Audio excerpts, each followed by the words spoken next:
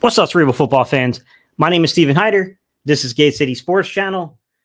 And yeah, get your popcorn ready for today's topic, guys, because, boy, I've been following and I've been tracking this conversation in the audacity that some of these damn fan bases have to critique our players, to critique our system, to critique our performances while being completely unaware of their own is hilarious to me.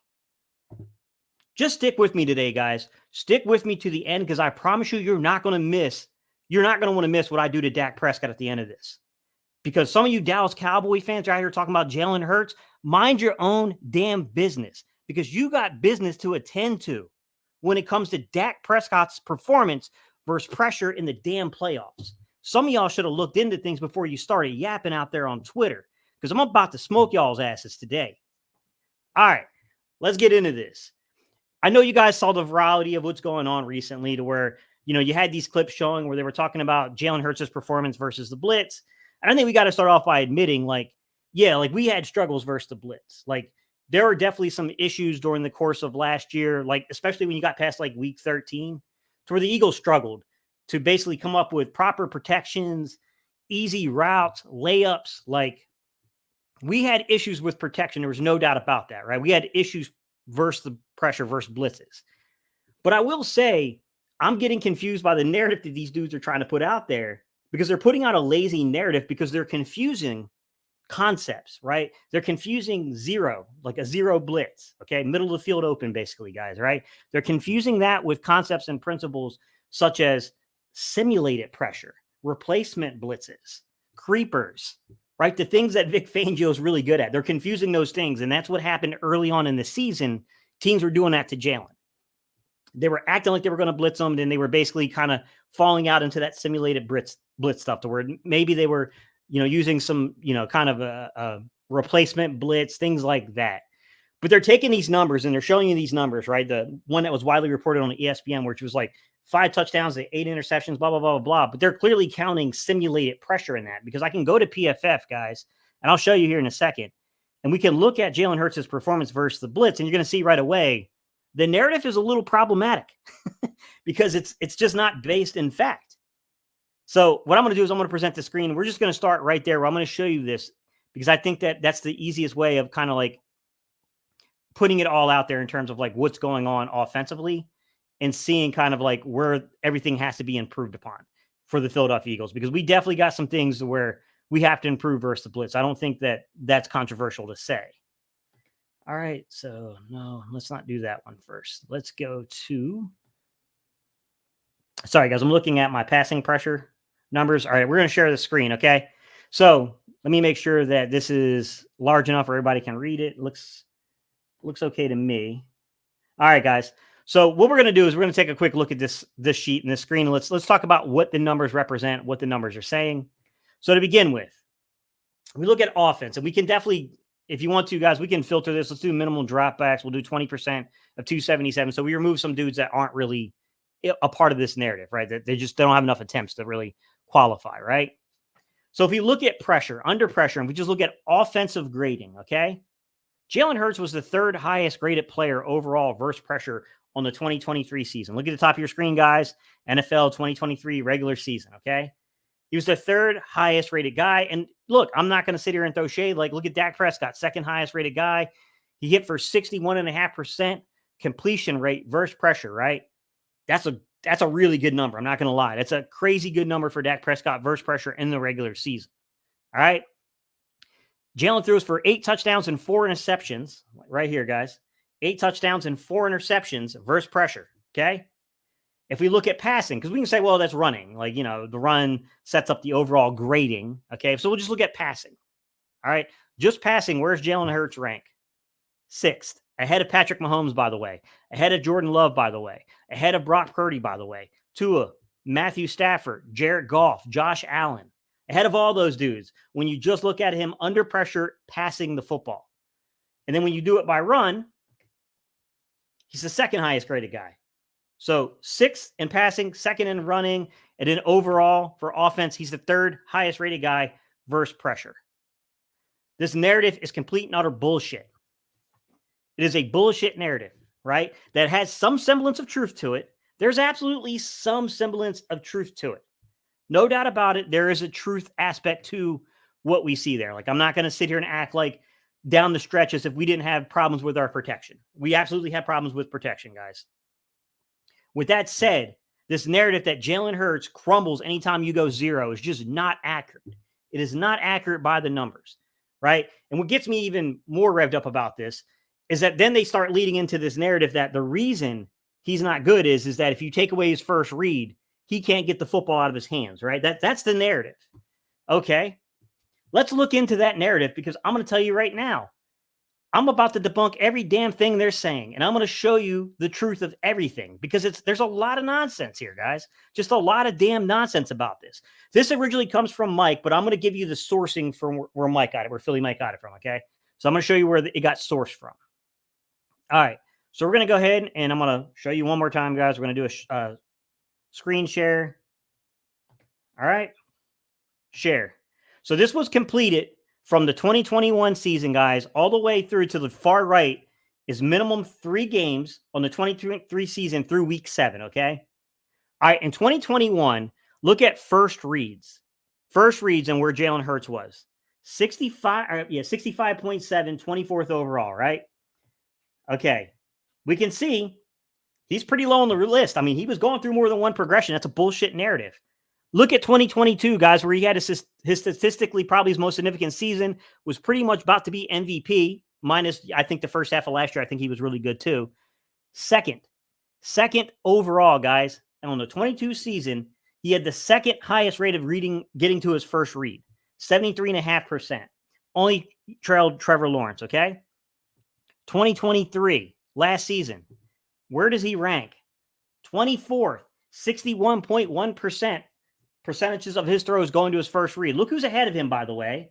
Oh, look, Dak Prescott sitting there at 16th, right in the middle of the field at 66.8. Going to his first read more than Jalen Hurts, by the way. These narratives are complete and utter nonsense, guys. There are so many narratives out there to where it's just absolute nonsense that can be dispelled and disproven with just a little bit of research. It doesn't even take that much research to show you guys the nonsense behind some of this narrative, right? You can't beat pressure. Well, if you look at the ratings, you look at the numbers, it's pretty good. Pretty damn good versus pressure, okay? All right, then let's look at the other parts of it, right? He's only going to his first read. If you take the first read away, you can't go anywhere with the football. Bullcrap. I just showed you the numbers. That's bullcrap. The man was going way past his first read. And here's the part that bothers me the most about this narrative, guys, about the first read narrative and why I think it's utter just nonsense, okay? Why I think it's just complete bullcrap. This is being said by people who've never played the position before, okay? You want to know the truth? You don't want to be going past your first read that often. You want to know why? You want a dude that can win, right? You want to have a coordinator that sets you up through designed offense to get to your first read more. If you look at Pat Mahomes' numbers, right?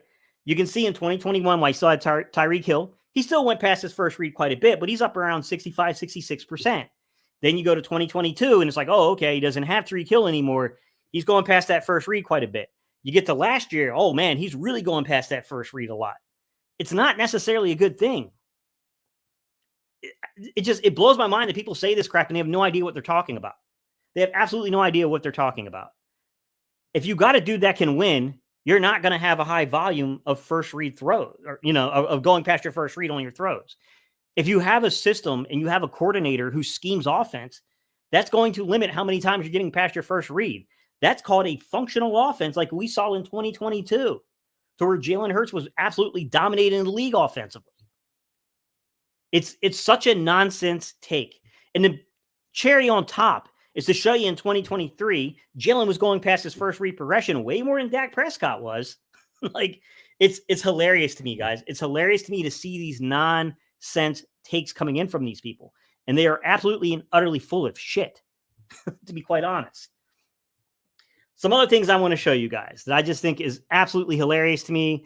I think the narrative in itself is just, it's stupid. It doesn't make sense, man. Like, I want to talk about your CPOE, right? Which is your completion percentage, essentially like above expectation. Okay. So This just basically means like, hey, on average, like how good are you of a, at getting the ball out of your hands? How good are you at finding that, where we thought you wouldn't complete a pass, you wouldn't do something really well. Like, how well do you do that? When you look at the numbers, I definitely think that in 2023, things went downhill a little bit in terms of CPOE for Jalen Hurts, right? Like there was definitely like less space being created on the field, things like that were definitely kind of working against us that I think had an impact on our overall performance on the season. Like you can't deny what's in front of you, right? When you can see the numbers, you can see that there was a decrease. You can see that like we struggled at times to get past our first reads and to play well. However, let's take a look at quarterback efficiency and let's talk about what was going on from weeks 1 through weeks 8 and how Jalen Hurts was climbing and what was going on overall when you look at this. And I'm going to give you a full perspective on the season for it, okay? So I'm going to share, this one is through Reddit as well. I'm going to share this CPOE stat. So this is like efficiency kind of all mixed in together, guys. And we'll talk about what that means and just these narratives, bro. Just breaking down these narratives one little thing at a time. All right, so we're going to go to not first read. Here we go. Boom. Share. Okay. This is from RBS DM, which is a website, guys. And this is the articles, as Hurts continues to climb the quarterback efficiency charts, number 12 in weeks 1 through 4, but number 1 in weeks 5 through 8. So we're talking about the first 8 weeks of the season.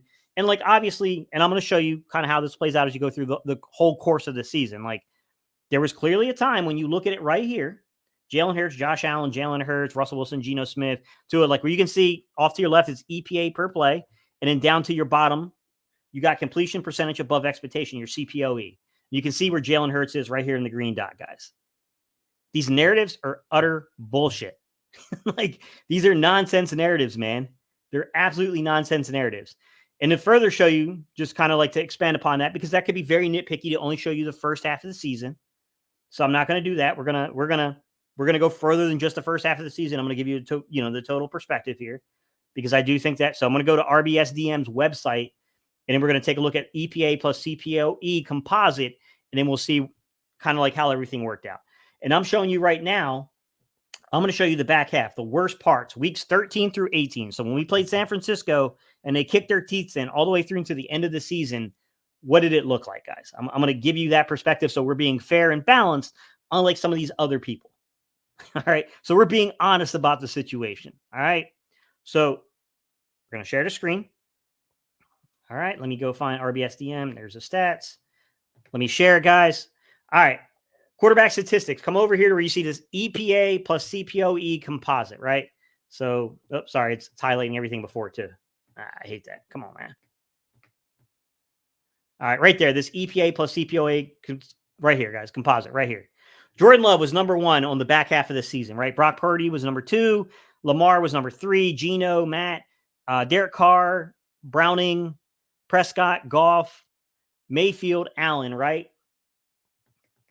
Nick Mullins, Kyler Murray, my bad, guys. Jalen Hurts. Look at this. Patrick Mahomes finished behind Jalen Hurts. CJ Stroud finished behind Jalen Hurts. Tua finished behind Jalen Hurts. Trevor Lawrence finished behind Jalen Hurts. And by the way, this is the worst of the worst for Jalen Hurts, right? This is weeks 13 through 18, okay? Weeks 13 through 18 when things were really going wrong, right? When we knew we were having legitimate issues beating pressure. We were having legitimate issues with the way that we were handling the route concepts versus pressure. We were having legitimate issues with our protection. And yet, when you look at the numbers and you look at the raw data and you see it all laid out in a composite for EPA plus percentages of completion above expectation, Jalen Hurts, while he's in the middle of the pack, and it's not where we want Jalen in the top 10, top 5, 6 guys. Obviously, he was still ahead of Patrick Mahomes, who went on to win the Super Bowl. He was still ahead of Trevor Lawrence, who's supposed to, was everyone's golden boy for a while, right? He's still ahead of a lot of these dudes. Tua, who was supposedly better than Jalen. He's still ahead of all those dudes, even when the Eagles' offense was at its absolute lowest, right? When we all had legitimate concerns following the season, he was still ahead of them. Still absolutely ahead of every single one of those guys, okay? And you notice, I've been very honest. I've shown you Dak's numbers. Dak did really well in the regular season versus pressure. He had a really high completion rate. I thought Dak was playing really well versus pressure, and I thought they were punishing teams in season versus pressure. But I'm about to get into a point here that irritates the hell out of me about some of these content creators, okay? I've been hearing nothing but shade thrown at Jalen Hurts, okay? All offseason, nothing but shade, nothing but shade, nothing but shade coming every single time, okay? I want to start off by going back to the playoff game against Tampa Bay because that's the game that everyone's going to point to. That's the game where I thought our protection in particular, especially when you don't have A.J. Brown out there to kind of beat press coverage and stuff, like I thought we were in a little trouble, guys. I'm not going to lie. I didn't think we had the greatest performance. But I want to show you the numbers of what happened there, right? That helped kind of cause this performance that we saw in the playoffs. And I want to go into a really deep conversation about what happened in the playoffs. All right, here we go, guys. So share screen. And you guys see how I actually show you everything? Like, that's the other thing that bothers me about these people, bro. There's no context to what they're saying. It's getting on my nerves with these guys. All right, let me see if I can't find it. Where are you at, man? Is it this bookmark? Let me see if this is bookmark. No, it's not the bookmark. That was Mike's. All right, CP, advanced quarterback stats. Nope. Is it this guy? Yeah, I think it's this guy, guys. Let me share it. All right, next gen stats. This is from next gen stats, guys. Jalen Hurts was under pressure in under 2.5 seconds, i.e. quick pressure, 13 times against the Buccaneers defense, tying a career high. The Buccaneers generated 10 unblocked pressures, tied for the most in a game by any defense this season. Okay, that's bad. Objectively, the offense as a whole was bad. That is a really bad thing to have reported to us, right? 13 pressures, tying a career high, 10 unblocked pressures, which is unheard of. It should not happen, especially for a playoff team. That's bad, right? We knew we had a lot to fix this offseason. And this is the part of the narrative that bothers me because it keeps getting left out. We didn't rest on our laurels. We didn't sit on our hands. We went out there and got a Mekhi Becton when he was floating around in free agency, right? We went out there and drafted 2 guys later in the draft for the offensive line, right? We see that they brought in a new offensive coordinator. They're devolving power for the protection from the center position to the quarterback, okay? None of this, right? We went out and got a wide receiver 3 in Jahan Dotson. Whether it works or not, we see the effort, man. The Eagles they didn't rest on their laurels. They didn't sit on their hands. They didn't do what the Cowboys did. They went out there and got actively better. They went out there and got Saquon Barkley to help with these protections. Dude, 10 unblocked pressures is, whoa. Like, not cool as a quarterback, bro. That's not cool. That shouldn't be happening.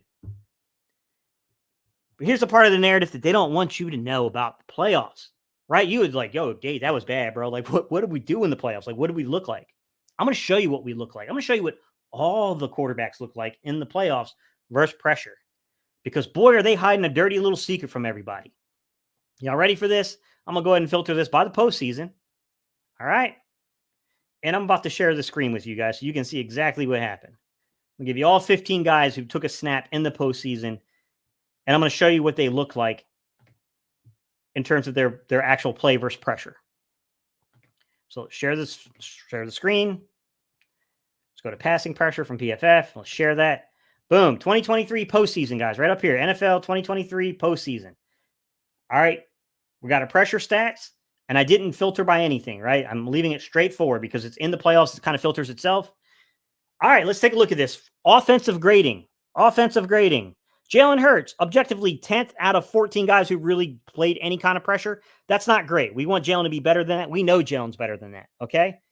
Who's that 14th ranked guy? Because you can't count Davis Mills because he didn't throw a pass versus pressure. I'm sorry. Who's that 14th ranked guy? Who is the dead last? Who's dead last versus pressure in the playoffs? Is that Dak Prescott? Oh, okay. Oh, cool. Okay. Passing versus pressure. All right, look, Jalen Hurts didn't do that good. 10th, right? That's not good. Objectively, we got to be better than 10th. 51.6. You ain't winning Super Bowls like that, right? We got to be better. Patrick Mahomes struggled in the regular season with pressure, right? Look in the playoffs. It came alive. Sorry, guys. Who's 14th? Who's 14th passing versus pressure? Dead last. Who's that name? Is that Dakota Prescott? Is that Dakota Prescott dead last? And grading for both overall offense and passing offense. Dead last. Cool. Okay. All right. Versus surely he must have been trying to, get the ball downfield, right? Like, we wouldn't look at his yards per attempt, and he wouldn't be dead last, check down Charlie Dakota Prescott. Wait a minute. Lowest graded offensively, lowest graded passing versus pressure, and the lowest yards per attempt? Check down Charlie can't even. What's going on? I thought this dude was good. What about yards?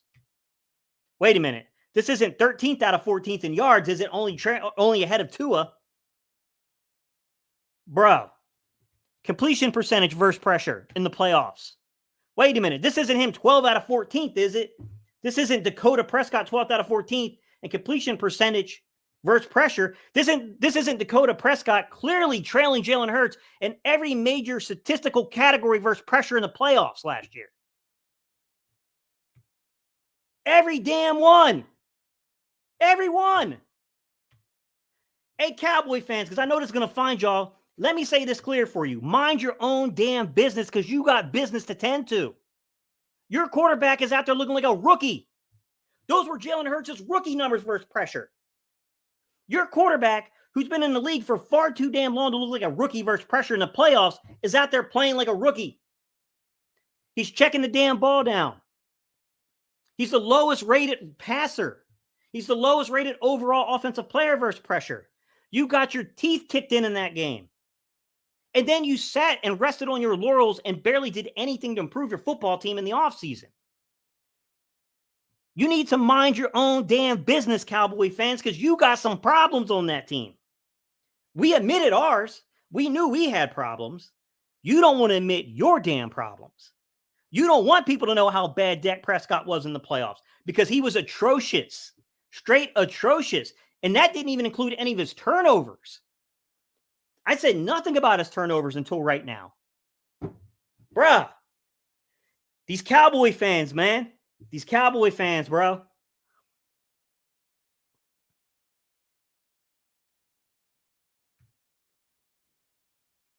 Jay said with a $9.99 super chat. They never went double tight end to max protect, slide pro, no rollouts, boot actions.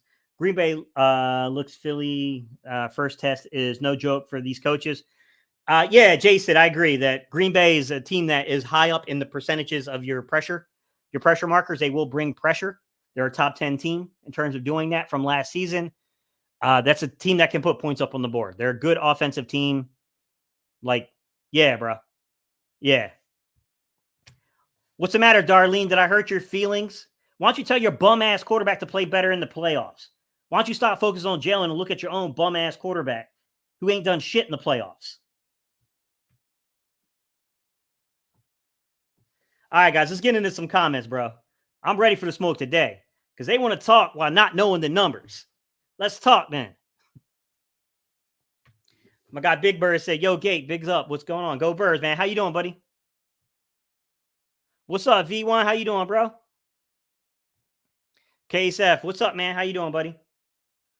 Romy 1, what's good, man?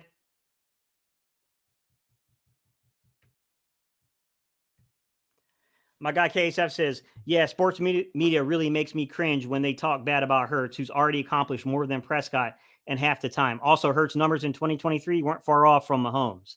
Exactly. Exactly. What's good, Dante? How you doing, bro? What's up, man? What's up, Tone? How you doing, bro? Tone from Chalk It Up Sports. Great to see you back in action, big dog. Your perspective is always appreciated. Hey, man, I appreciate you, bro. I appreciate you, Tone. KSF said, I legit stopped watching all the mainstream media that pushed out this narrative about Hurts and the Eagles. I don't want to hear takes about how the sky is falling every time the Eagles make a change. Yeah, like, I mean, we clearly, like KSF, we knew that things had to get better. Like, we definitively see the numbers. But, like, they act like we sat on our hands and did nothing to get better. It just, man, bro. KSF. This topic got me hot, bro, because I'm tired of seeing this crap. My guy Fly Parks, what's up, my man? He said, Gate City back at it. Yes, sir. Yes, sir. I don't know. The problem is the Kurt Warren breakdown of the 49ers game where there was a ton of mirror and half-field reads. Then the Dallas game, it seems like the offense was getting dumbed down. From my read on it, man, they were heavily reliant on some of the concepts you see. It's a concept from the RPO game that you see from Texas A&M in particular, to where it's a corner fade versus, off of RPO versus pressure. Texas A&M is kind of notorious for running it. The Eagles seem to kind of like they like to match up with A.J. Brown, but it just got really predictable. It got stale. I'm excited to see them, Dante, working on new things. Like they need quick answers to the pressure, to the, verse pressure, to be objective about it, man. It wasn't just Hurts' performance, too. A.J. Brown got attacked horribly with a BS narrative before the Eagles extended his contract. At some point, there has to be a limit in how far a hotel takes go. Yeah, hotel takes go. Hot takes. I got you. Hot takes. Yeah, after I said it, I was like, I think I know what he means. Ironhide said, one of the most in-depth YouTubers about the Eagles that I know. I appreciate the work you do. Keep us updated. Hey, bro. Always, man. I appreciate you, Ironhide. Dink and Dak. For real, 3.1 yards per attempt in the playoffs versus pressure. Come on, man. You're over here trying to talk to us about Jalen Hurts. You better focus on Dak. Hey, Big Birds, they better focus on Dak. That's all I'm going to say. Cook Gates. Chef them the hell up. Hey, I hear you, bro.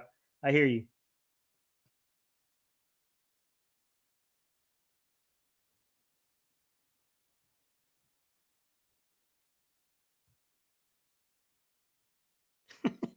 Darlene be drunk. Darlene don't know the first damn thing about football. Let's just say that, bro. If we beat Green Bay decisively, we can go 14-3 for the first seed. Tone says, "Oh, Gates, I like when you talk dirty to him."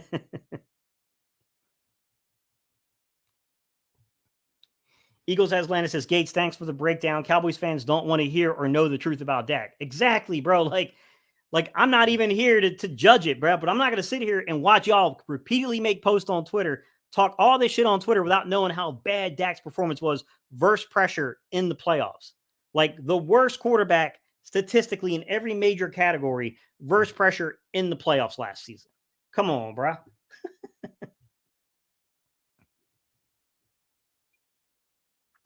Sup, Gate. Let him cook.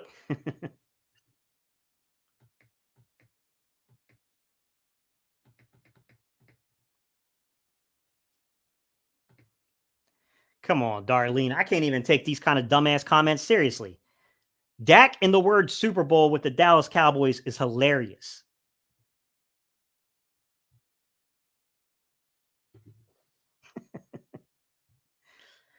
Hey, yo, what's good, Gates? Long time no chat. We need to get up and do a stream when the season kicks off. What's up, Screaming Jerry Lee? How you doing, buddy?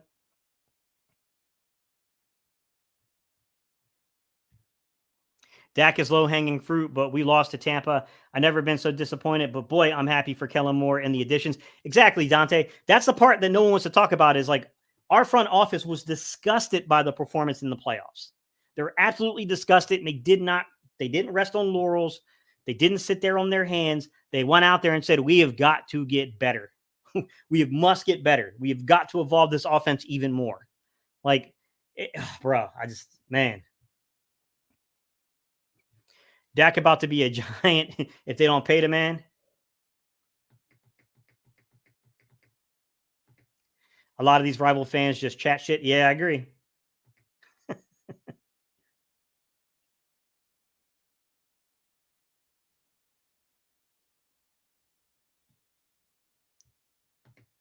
Or what, Darlene? Tell me, sweetheart, what you think you're going to do? Internet tough guy?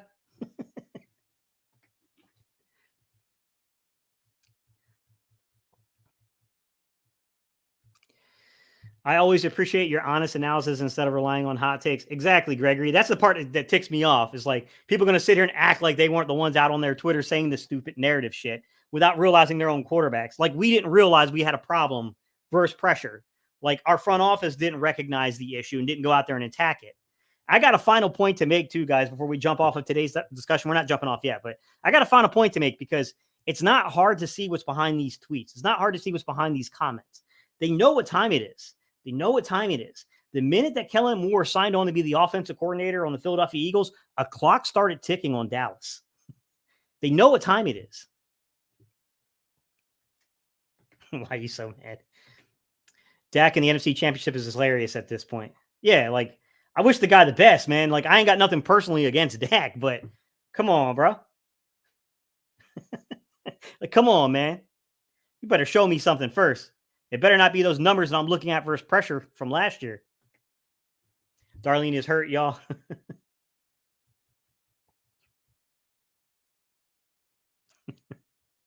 Why is she so upset? Take the crayons out your mouth and put it together a coherent sentence. All right, let's get to this. Let's get to this comment right here, Darlene. Kellen Moore ain't going to jack shit for you. So there. Cool. Cool. Let's remember this comment. Because here's the big point here, guys. This is what they don't want to admit to themselves. Kellen Moore steps into here with full control over the offense. If Kellen Moore takes Jalen Hurts and they go on a deep run in the playoffs, they know the conversation is over. They're horrified. They're scared. They don't want to admit what is going to happen if Kellen Moore has crazy success this season with the Philadelphia Eagles, because all eyes will be on Dak Prescott and that offense in Dallas. You're going to have some explaining to do if Kellen Moore goes on a run with Jalen Hurts. You're going to have a lot of explaining to do. A ton of explaining to do. And what our point is, as Eagle fans, even if Kellen Moore is a disappointment for us, it doesn't matter. We're pretty good at this. We'll adjust. We'll make the necessary moves. The pressure's on y'all, not us. The pressure's on y'all because that quarterback you're about to probably make the highest paid quarterback in league history, it ain't going to look good if he gets bounced early from the playoffs yet again. And now you got Kellen Moore taking Jalen Hurts in his Eagles offense and going deep into the playoffs. God help you if we win the Super Bowl with him, because you're going to look real stupid. That's what's really behind all these tweets, guys. They're worried. They are scared of that. They're scared that that narrative is going to be put in the full frontal of all the networks because there'll be nowhere to go with it. At that point, I'm sorry, but you guys just got shh. They're going to have to just shh. No more talking. Go sit in the corner with the dunce cap on. Because if Kellen Moore takes this offense and goes on a major run, and God help you if he wins the Super Bowl, it's over. That narrative is over. Everyone knows that it's the shortcomings of Dak Prescott at that point. And then you got to look at Mike McCarthy. That's what they're scared of, guys. They don't want to admit that. That's the truth. That's the truth. They do not, they are hating this situation. They're hating this situation that of all the places Kellen Moore could have gone to, he went to Philly. He went to Philly. They're scared. They're scared of what the results could be. They don't want to admit it to themselves. They don't want to admit that it's going to look really bad if Jalen Hurts and Kellen Moore go on a crazy run in the playoffs. They don't want to admit it. That's the truth. They're literally praying, hoping. I mean, they got their hands crossed, 9:30 at night, getting ready for work the next day, hitting the bedside, praying to God. God, don't let Kellen Moore have success with Jalen Hurts. Don't let them go on a deep playoff run. Come on, don't do us like that. That's what they're doing. That's what they're doing, and they act like we don't know it. They act like we can't see it. We can be here all day about Dak and Jerry, and honestly, I can listen to it all day. Now, to be fair, we can say a lot about Lamar, too. Darlene talking about Super Bowl when they can't even get out of the second round. Yeah, I mean, if you get to the NFC Championship, you should take victory laps. I can't shake the feeling that keeping Nick is a huge mistake. We'll see. I think Nick's actually a decent head coach. We got to keep in mind, Dante, that what makes you a good coordinator doesn't necessarily make you a good head coach. Like those are little separate jobs, to be quite honest. I do get the desire, though, Dante, to have a coach who can call plays, having a guy that has that ability to do that, just because consistency, right? Like that's the hard part, is when you keep filtering through coordinators and you keep turning it over. It is hard to stay consistent. You know, objectively speaking, like it's hard to have consistency, even if you have a really good head coach like in Nick.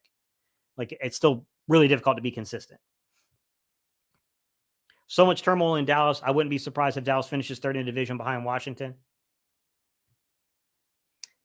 Cafe Patron, exactly. She's typing like she's drunk.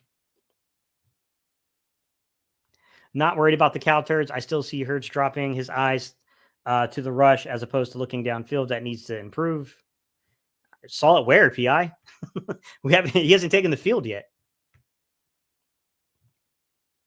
Concerned Cafe Patron, Gate. The one thing I keep seeing rivals keep pinning their hopes on is Kelsey is gone and Cam isn't good.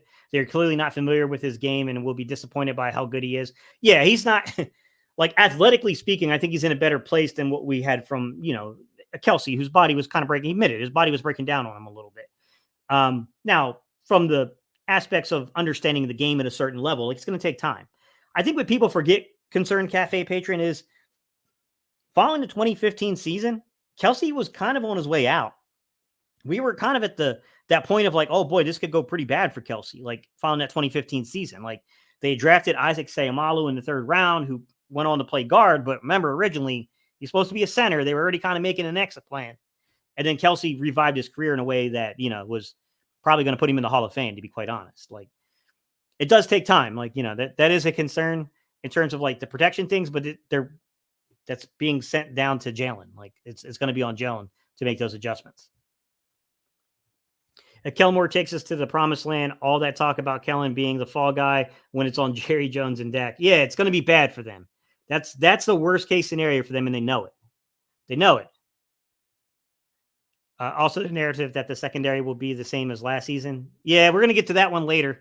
We're not going to do that one today. But yeah, that's going to be a segment, guys. The secondary will be fine. I feel a lot better about the secondary this season than last season. Darlene, all we have to do is win a playoff game, and he did more for us than the boys. They're trying to project their downfall with Kellen Moore on us. Exactly. Yeah.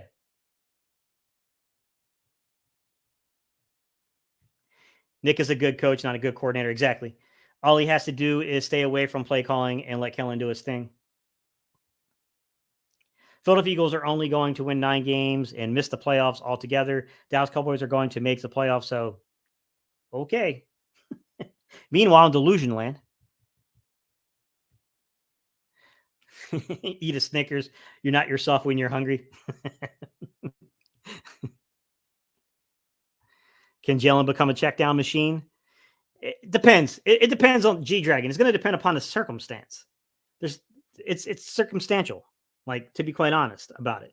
It's all about the circumstance. Like building in things like your screen game to combat pressure. Like, yeah, that's a good idea. Like you want to do things like that. You want to mix it up a little bit. You don't want to always be vertical versus pressure. And to be fair, I do have some vertical numbers, G-Dragon, because I think that narrative's a little overblown too on the 2023 season.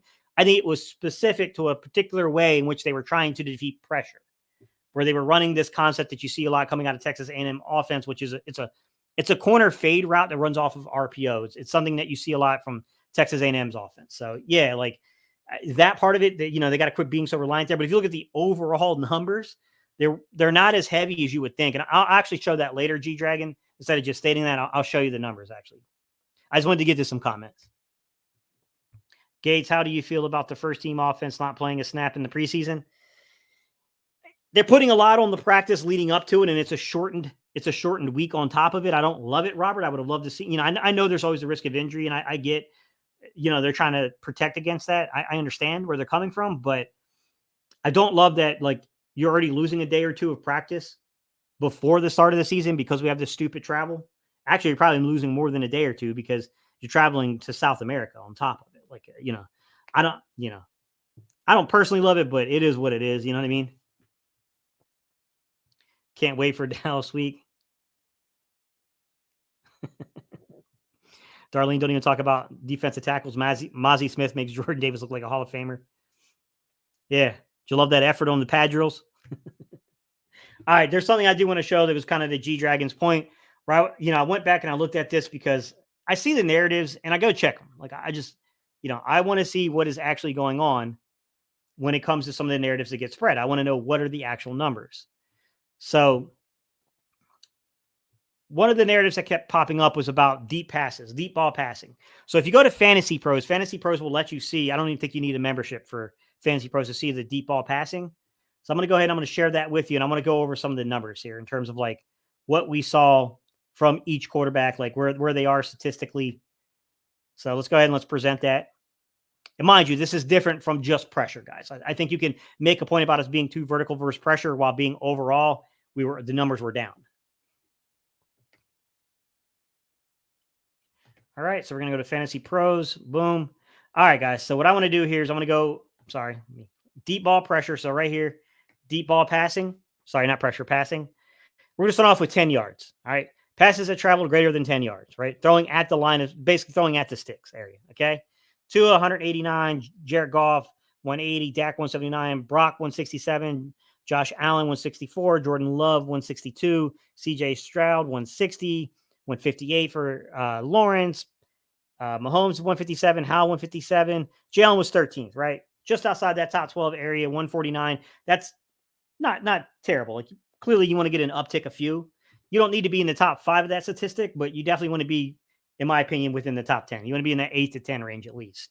So I do think we were a little low on that one, but yeah, that's not like the real concerning one. So 20 plus yards, deep ball passing on the 2023 season above 20 plus yards, right? So hang on, went in the wrong direction. There we go. All right, Brock Purdy, number 1 with 72. Jared Goff, number 2 with 69. CJ Stroud, 66. Dak, 62. Matt Stafford, 62. Baker, 60. Tua, 58. Jordan Love, 55. Lamar Jackson, 51. Patrick Mahomes, 50. All right, Josh Allen, you come all the way down to Jalen Hurts, 13th, right? 48. All right, 20 yards plus, we get some offense there. But to be fair, when you look at the highest graded intermediate passers between 10 and 19 yards, Lamar Jackson and Jalen Hurts were the 2 highest graded guys. 30 plus yards, okay? So passes above 30 yards. Purdy, Stafford, Love, Prescott, Tua, Mayfield, Lamar, Pat, Geno, Derek, Minshew, Allen, then Hurts. All right? Passes above 40. Now, I'll say once you get above 30 yards, guys, I don't know that this is the most meaningful thing because you're really looking at Hail Mary attempts more than anything. But we'll just for the sake of clarity, we'll have these numbers put up here, okay? So above 40 yards, Jalen Hurts is 15th with 7. All right. And then above 50 yards, which is definitely like Hail Mary territory, Tua led it with 7. Come down, find Jalen Hurts at 13th with 3. All right. Let's talk about those numbers. What those numbers mean in terms of deep passing, right? We were, for the most part, in most of those statistical categories, we're in the top half of the league, right? Every one of them, I think we finished technically in the top half of the league. Average value was around 12th, 13th place, right? In terms of 10 yards, 20 yards, 30 yards, 40 yards, 50 yards, right? Not inside the top 10. Definitely not inside the top 5. Definitely probably a downtick from years past. Like there was definitely less vertical shots, less vertical plays in terms of like what happened from the year prior to last year. And I do think that some of our difficulties with protection, I think some of our difficulties with just like the staleness of play calling at times, I think a lot of that led into it, to be quite honest. I do think that we were having some troubles in terms of the vertical passing game, to be quite honest. This is something that I keep saying, and I'm hoping people pick up on this. We need to start earning our deep shots. Okay. You need to earn the deep shots. We need to do more in terms of like when people are bringing pressure, to G Dragon's point, they need to run some tight end screens, some running back screens, right? They need to run some really quick out plays. They need to do things that gets the ball out of the hand, some curls, some, sit down routes, right? Curls and things like that, right? Hitches, comebacks. We need to get the ball out faster, a lot faster. Okay. I think that we went way too far versus pressure to one side. Okay.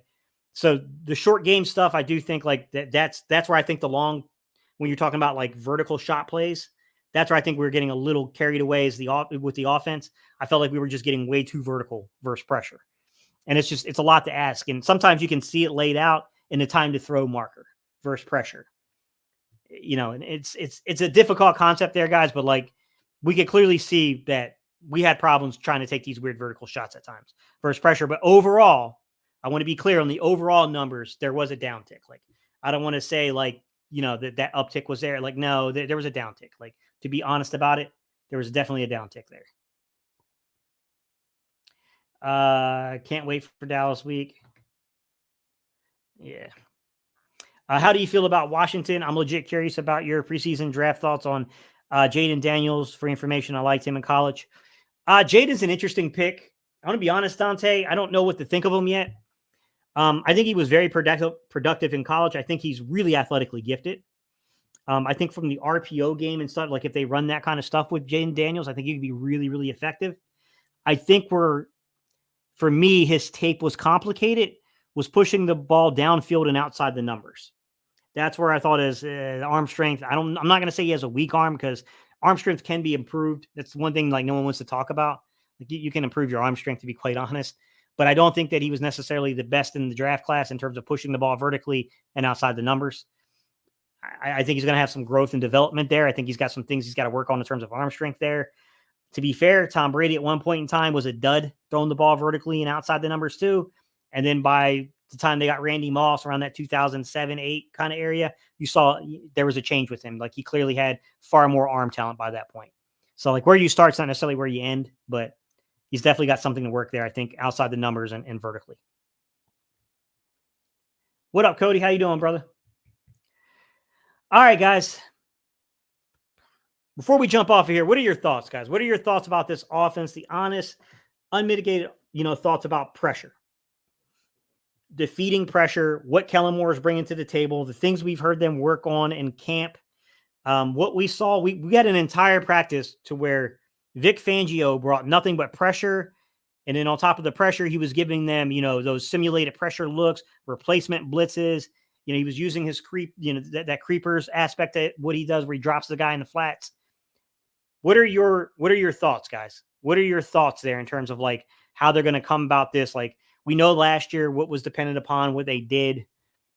Conceptually, like what are you guys expecting conceptually from the offense?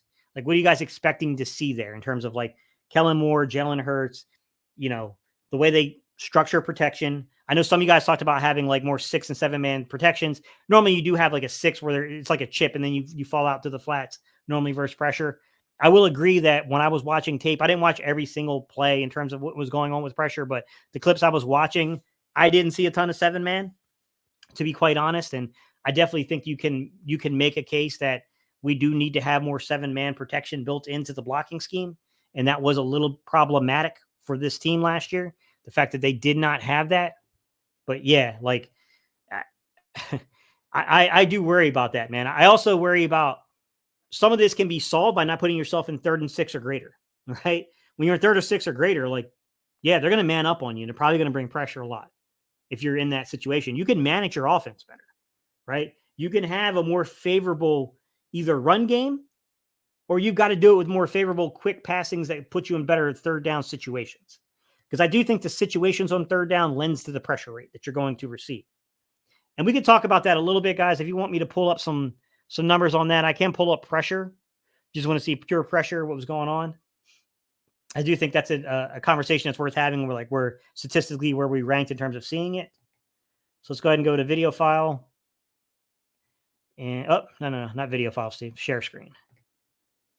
Share screen. My bad, guys. We'll go to the advanced passing. So this is Pro Football Reference, guys. This is advanced passing. If you guys want to look at it on your own, I'm going underneath the pressure tab.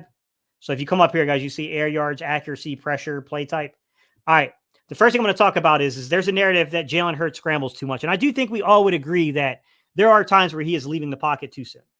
I think we all agree with that. Like, that's an area where Jalen needs to continue. Like he's developed a lot from his rookie season to where he is right now, but that's an area that still needs growth. I think we all agree with that. What I will say is that he didn't scramble as much as Lamar Jackson, Patrick Mahomes, or Josh Allen. As a matter of fact, Patrick Mahomes had only faced 133 blitzes, but scrambled 50 times compared to Jalen, who faced 185. So, do the math there. It's like 45, 55, 65, 75, 85, 52 more pressures and scrambled 3 less times. You know what I mean? Like, Jalen's definitely making some strides there. I still agree that, yes, we need to get better there. The amount of blitzes we face and where that ranks, okay? 215 for Jordan Love, 212 for Jared Goff, 185 for Jalen, 181 for Josh Allen, 181 for Sam Howell. Then Matt Stafford and Carr had 172 each, okay? Round out your top 10, Lamar, Garner Minshew, Bryce Young. And then Dak was right behind him at 11, all right? So, pressure percentage times pressure per dropback, right? So this including your hurries, your hits, your sacks, right? Zach Wilson, 30.5%. That's incredibly high, bro. Like that's a ridiculous number. Will Levis, 28.1%. I'm not happy where our number is. And like, that's crazy high, guys. 26.5 for Justin Fields, Jake Browning, 26.5%. Kenny Pickett, 25.8%. Geno Smith, 25.5%. Russ, 25.5%. Kirk, 25.1%. Bryce Young, 24.2%. All right, Dobbs, Hal, Mahomes, 22.6%. Goff, 22%. Stroud, Herbert, Brock Purdy, Mac Jones, and then Jalen Hurts at 20%. So 18th in terms of like the amount of times pressure got to him. I think we have a hard time defining some of this stuff, guys, because it's like we had two different seasons last year, right? You had what happened in the first half of the season to where the offense was kind of like, it was having its struggles. We weren't blowing teams out, but it was holding us together, right? Jalen Hurts was rising above everything. It was holding us together. And then everything came unglued in the San Francisco game and what preceded it, what followed that, basically. So it's like you almost have to take two seasons to account for some of these things. So when we look at the total pressures, we look at the total times that he scrambled, we look at the total, pressure percentages, definitely room for improvement. Not as bad as it probably you would think, given the way that we ended the season. But I think in that lies the difficulty, right? Is you can't filter that particular stat line on Pro Football Reference by like the weeks. Because I think if you looked at 13 through 18, I'd be curious to see what that uptick looked like. Because I got a feeling that there was probably a little bit more, times that we got pressured, a little bit more times that the pressure percentage was getting home, a little bit more times that we were probably scrambling towards the second half of the season. I think that if you looked at that, I think you'd definitely see an uptick, to be quite honest. That would be my expectation. Obviously, I don't know, but that would be my expectation if you look from like, in particular, like starting around, I'd say like week 11, 12-ish, and you went all the way through to the end of the season, I think you would see a way bigger, mind you, we played a lot better teams though, too, like to be fair. But I think that's when we would start seeing like a clear uptick there, guys, to be quite honest.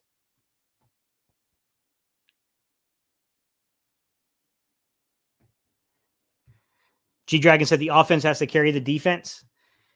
We're going to see. I don't know what to make of the defense yet, G-Dragon. I think it's a big mystery. I think it could either be a really good defensive team. It could be a team that is right around expectations or maybe exceeds it a little bit, but still has some holes that need to be shored up by the trade deadline.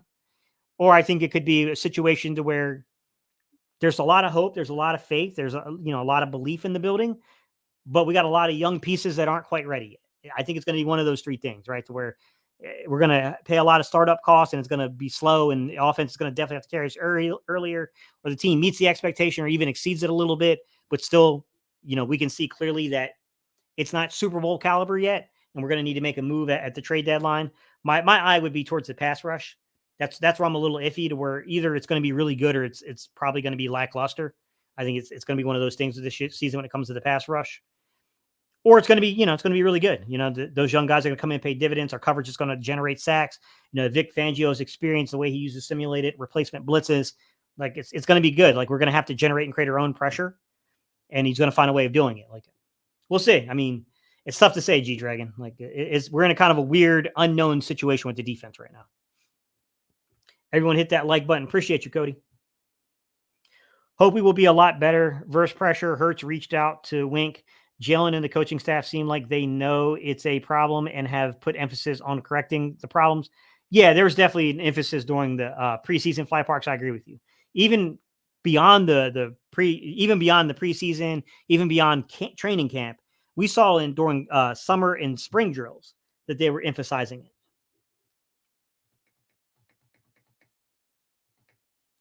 Regal Eagle said, thanks for drawing attention to all these facts, Steve. It disgusts me how many ignoramuses in our own fan base buy into the nonsense and love to try and discredit our franchise quarterback. Yeah. Like you can be critical and critique the play without like just essentially making crap up. Some of them are just absolutely making stuff up. If defenses man up on us, I think that still favors us with the wide receivers we have who can consistently beat man coverage. Also, I have faith that Kellen Moore would be smart enough to start creating free releases if we need to, like AJ Brown's probably not going to need a lot of free releases created for him. Like you're in his wheelhouse if you're manning up on him. However, like, you look at Jahan Dotson, you look at, Devontae Smith and guys like that, like, when the young guy gets back from injured reserve, Britton Covey, even if he gets some playing time in there, like I could see those guys, them creating free releases to get those quick looks out to him. I could see that. Like, I trust that Kellen would be smarter about that. honestly think that the Eagles offense will be supreme this year with all the changes made. I can see other defenses causing a lot of flags just for coverages to keep up. Yep. Dante said, I'm hype. I can't wait to see Devontae in the slot. I think he leads the team in receiving yards and a more balanced run game. And I do believe we are going to see AJ in the slot a lot more. Yeah. When I looked at the grading, Dante, remember I did that video on Devontae Smith. And I talked about, man, when you look at the grading, this young man is pretty good out of the slot. I don't think he's going to be a slot guy. But I do think you're going to see an uptick, right? You saw the way that they utilize CeeDee Lamb inside this offense. You saw the way they utilize Keenan Allen inside this offense. I think Devontae Smith is going to be by percentage higher than them on the outside, but you're going to see an uptick in his slot utilization. Like, I definitely think you're going to see a lot more there. I'm with you there. My guy, Chalk It Up Sports Tone said, over 70 people watching and only 40 likes. Let's hit that like button, people. It's the lifeblood of YouTube that content creators eat. Hit that like button. Appreciate you, Tone. What's up, Tone? They just reported a James Bradbury injury. Wink, wink. Got another phantom injury, Brian. What's up, Eagles fan? What's up, Jameer? How you doing, bro? Hit that like button. Appreciate y'all. Yeah, that's let me go back to this point here because we were talking about this yesterday, Brian. We were all talking about the manipulation of the roster. When we, talked about our initial 53, I broke down schematically some of the things that I think we're going to see from the defense, just given Vic's history and what I know about the way that he runs his systems. And we talked about the numbers crunch and how many players we had defensively. And at a certain point, you do have to bring guys back. Someone corrected me and said that Albert O was actually one of the IR guys that they put on there. They used one of those two spots for. So he is due to come back between weeks 4 and 6. And then they said they used a PUP designation with a return designation on it for Sidney Brown. So Sidney Brown should be another guy. So it's 3 dudes, you know what I mean? When you look at it, you got a tight end, you have another safety that's going to return eventually. And then they use one on Anais Smith. So that right there, you got 3 guys that are going to come back. Like it's only a matter of time. So yeah, there's going to be some manipulation of the roster. We are going to see a lot of zone this year. Yeah. There is one thing I will show. I did pull this up and I was looking at the Eagles 2024 schedule. So let me take a look at this real quick. We do play a lot of top 10 teams. I think 4 out of our 6 first opponents ranked top 10 in pressure in terms of bringing blitz percentages. Schedule. Sorry, guys. It's like Google's trying to type it in for me and they're just they're going kind of crazy on me. All right. So our first 6 games, right, are Green Bay, Atlanta, New Orleans, Tampa Bay, Cleveland, and then the Giants. Okay. So let's take a look at the opposition defensive statistics. And I'm going to scroll down to sacks. I'm going to share the screen with you guys in a second. Give me 1 minute because I think this is locked up because I've been inactive too long. There we go. All right. Let's see. Passing. Team defense. No, we want to go down to advance. And we want to see blitz percentages. Let me go back. I'm going to share the screen, guys. All right. I'm going to share the screen and we'll talk about our first 6 opponents. All right. Video file. Not video file, Steve. Share screen. Keep doing that, guys. My bad. Share screen. Opposition and defensive statistics. All right, guys. I'm going to scroll down so you can see the list a little bit more. It's highlighted in yellow. So team advanced defense. We're going to blitz percentages. So Minnesota was number 1. New York's number 2. Tampa Bay's number 3, so that's 2 right there. Okay. Let's see. Green Bay is 1, 2, 3, 4, 5, 6, 7, 8, 9, 10th. So that's 3. Detroit, Carolina, Dallas, and then Cleveland. So we play 4 out of the top 16. I said 4 out of the top 10. I was wrong there. So let's see where Cleveland is. 1, 2, 3, 4, 5, 6, 7, 8, 9, 10, 11, 12, 13, 14th. So 4 out of the top 16 teams, top half of the league in terms of bringing pressure, we play in the first 6 games of the season, right? So I do expect that maybe early on we will probably see some pressure just because that's schematically what these guys do. That's what their defenses are. The Giants in the Green Bay game in particular, when we get to the Giants game, that's going to be one where I think we're going to see a lot of pressure. That's definitely one I think we could see an uptick there. Wait, we don't even play the Giants early. What am I doing? Tampa Bay, guys. Tampa Bay, not the Giants. We will see the Giants twice, obviously, but the Giants are the 2nd team. Tampa Bay was the 3rd team. Sorry, Green Bay is the 10th team. So you got 10, 3, and 2 on that list. And we play, that's week 1. That's week 4. Oh, yeah, the Giants come right after the Browns. So you got the Packers, you got the Bucks, and you got the Giants. Yeah. So that's 1, 2, 3, 4, 5. So weeks 1, weeks 4, and week 6, man. We got teams that are they're gonna bring blitz, man. They're gonna bring the blitz. I think I think it's going to be something to watch there, like the development there. I think that'll give us early indications where we are, right? How we respond to pressure, whether or not teams continue later on in the season. I think if we start beating the blitz early on in the season, Dante, I think you're right. I think you're going to see a lot more zone. I think we'll have to prove it early. Once it gets proven, though, and I do think we're going to have opportunities to prove it. Like I'm saying, 3 out of our first 6 games against top 10 teams in terms of the blitz. Yeah, I think once we get past that point, guys, I definitely think that teams will back off and start playing more zone. Where did New Orleans rank, man? Because I know New Orleans and Atlanta's on this list. So yeah, Atlanta's right there. New Orleans is still top 20, but they're outside the top 16.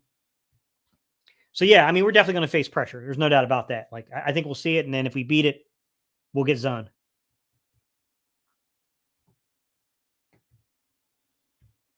Fitness Warrior, what's good, buddy? How you doing, man? Thank you.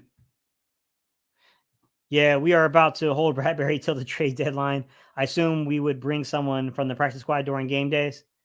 Yeah, probably. What up, Gate? Glad you're back at it. It's going to be a much better season than last. Man, I'm with you, bro. I'm with you.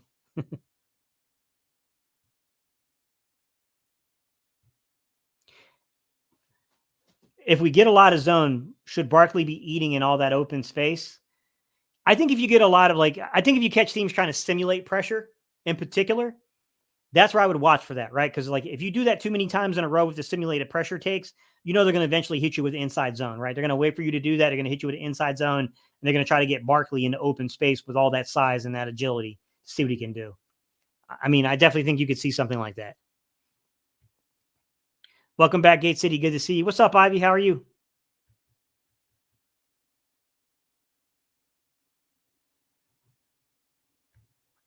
You're going to lose against Dallas, and Dallas is going to have a top 5 defense in football. Okay, hot take. 2024 is the time to eat. Coach Corey says, smash that like button. Appreciate you, man. All right, guys. I'm done teasing them. I'm done setting the record straight. As Eagle fans, we know we've got to get better versus pressure. That's not a surprise to us. What's surprising to me, and I'm pretty sure it's surprising to a lot of you guys, is people are acting like we didn't actively seek to get better. Like we didn't go get a 3-down back who can pick up pressure and Saquon Barkley, right? Like we didn't go get a Jahan Dotson. We didn't draft an Anais Smith, right? We didn't get a Johnny Wilson. We didn't make improvements to the overall depth of the roster. Paris Campbell's on the practice squad is probably going to be a game day call-up, I'd imagine, at some point. Like, I think that's the part, to me at least, that's kind of surprising because people are acting like we didn't make actual changes to get better. We didn't bring in a Kellen Moore. We didn't take a look at ourselves and start thinking, hey, we should be better than what we're showing here, right? Like our offense should be better than this.